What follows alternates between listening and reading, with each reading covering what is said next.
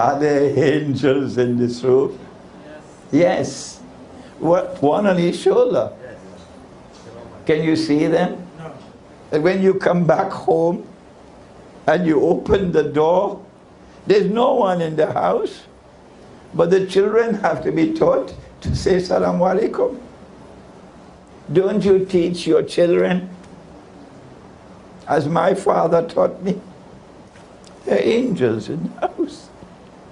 Are there jinn in this room? Are there jinn?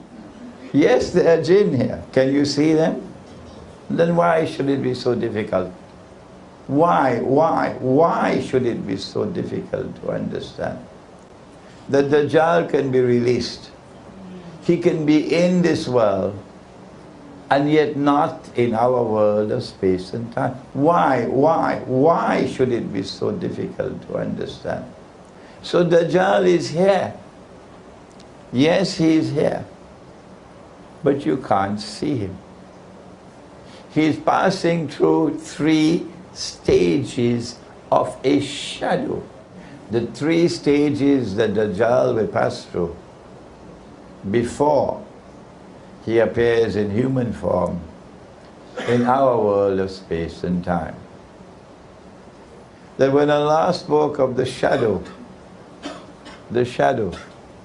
which when it comes will appear in 3 stages, Allah is speaking about this.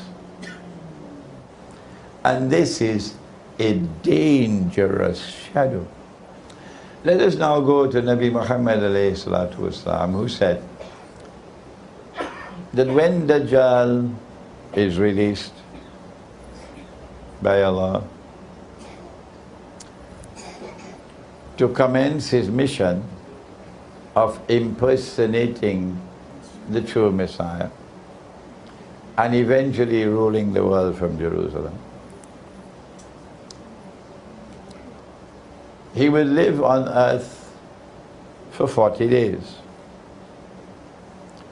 One day, which would be like a year. It didn't say one day which would last as a year. No. It said one day which would be like a year. Yawmun kasana. A day which would be like a month. Yawmun kashahr. A day which would be like a week. Yawmun ka Jum'ah. And then after that, Sa'iru ayyamihi ka ayyamikum. He will be in our world of space and of time as a human being. So we will see him. But before that there are 3 stages. And I am suggesting to you, gently so, because only Allah knows the truth. The first stage will last for the longest period of time. And then the second stage will last for a shorter period of time. But the third stage will last for the shortest one of all. Where is the shadow? We know that Dajjal was released in the lifetime of the Prophet ﷺ. I have a book entitled Jerusalem in the Quran. I guess some of you must have read it. It was written, we have it in Bahasa as well. It was written 12, 14 years ago. And in that book you'll find all of this analysis, all this. 14 years ago. The Dajjal was released in an island called Britain. Where is the evidence? I only have this much time. Maybe in the question and answer session I can expand. And from that island of Britain, during the lifetime of the Prophet ﷺ, he commenced his mission to eventually rule the world from Jerusalem. The mission commenced in Britain. And suddenly we find Britain emerging for the first time in modern history. It never happened before. Britain emerges as a ruling state. And when you were in school in Penang, they taught you about Pax Britannica. Yeah. And you knew that the sterling pound was His Majesty, the sterling pound. Britain emerged as the ruling state. And not only does Britain control every single naval port in the world, strategically important naval port in the world, because the British Navy is more powerful than the combined might of all other navies in the world. Not only does Britain have military control over the sea, not only does Britain have the military technology on the land to wage modern warfare, but more ominously so, Britain begins the process of taking control of the world of money through the Bank of England.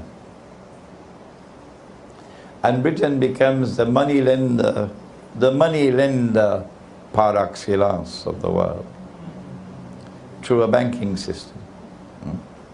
And eventually, the gold sterling coin, £1 in gold, disappears. And the paper replaces the gold, while we were eating our roti canai and drinking teh tarik.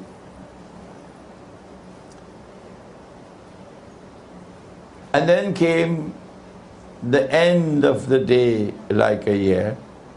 The first stage of the shadow had ended, and now the second stage of the shadow commenced. When Britain is facing defeat in the First World War and in the Second World War, and if the United States had not intervened, Britain would have been doomed. The United States has emerged out of nowhere and using slave labor while going to church on Sunday mornings and praying to a white man who is God. Using slave labor, they fast-tracked building a new paradise on earth. So the United States is built fast-track, and they take over from Britain, because now you have something called, you must have heard about it, the aeroplane. The aeroplane. And so now wars are fought not only on the land and in the sea, but in the sky.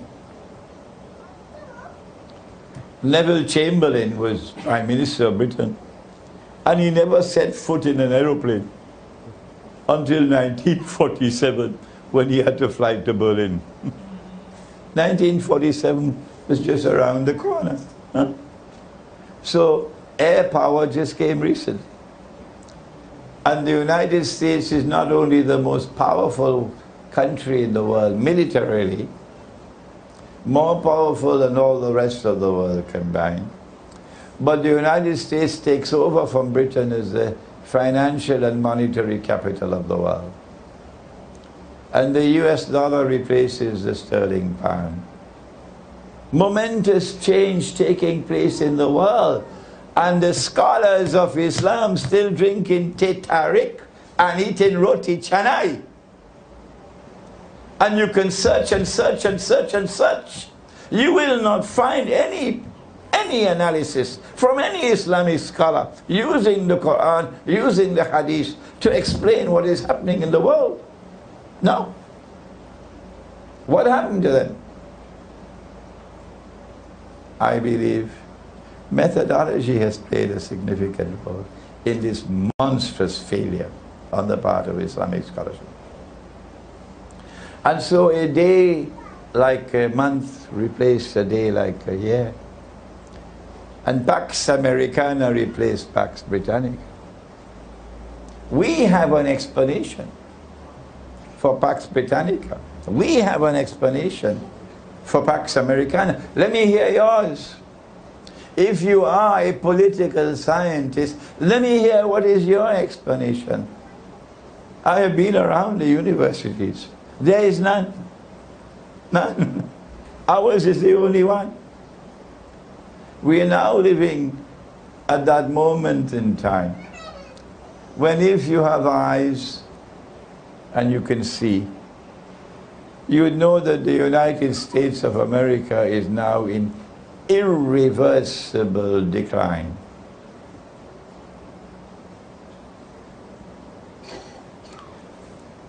And stage 3 of the shadow is about to replace stage 2. I may not live long enough to see the change from stage 2 to stage 1. Stage 1, stage 2, stage 3. But you may live to see it. Well then, who is going to replace the United States? Is it China? No. Is it Russia? No. It's going to be Israel. How can Israel rule the world? The United States is big. Israel is small.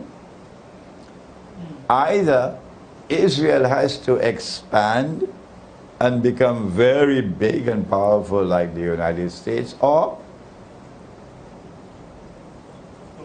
very sad to mention it, the world has to become smaller. The world has to become smaller. Which one will it be? You know the answer. As terrifying as it is, you know the answer. That is why we're expecting nuclear war. And Russia is ready for them. Russia is not afraid. And thank Allah for Russia. And thank Allah for China. We're not talking about Singapore. We're talking about China. China is a proud civilization. Don't look down your nose on the Chinese. China is a proud civilization. China will not bend her knee before Washington. No. And so the stage is now set. Our time is almost up. We do not have the time to explain. But mine is not the only voice. No, thank Allah. There are many, many, many voices around the world saying the same thing that I'm saying. That the Great War is around the corner. And this one is not going to be fought with sticks and stones. This is going to be a war fought with weapons of mass destruction. Amongst them we know about nuclear weapons, but there could be others as well that we don't know about. And when that war takes place, the world is going to become much smaller. So it's a good time to be old. It's a good time to be old. It's a terrible time to be young. Terrible. After the war takes place, do you know what our Prophet has said? He spoke about the war, incidentally. The next event to take place after the Great War, said Nabi Muhammad alayhi salatu wasalam, is what? The conquest of Constantinople. The Turkish government has prohibited you from even using the name Constantinople. It's against the law. You have to use the name Istanbul. Why are you afraid, Turkey? Huh? Come on, Mustafa Kamal, answer me. The answer is, they don't want you to hear what Muhammad ﷺ said. That's why. The conquest of Constantinople is to take place after the Great War.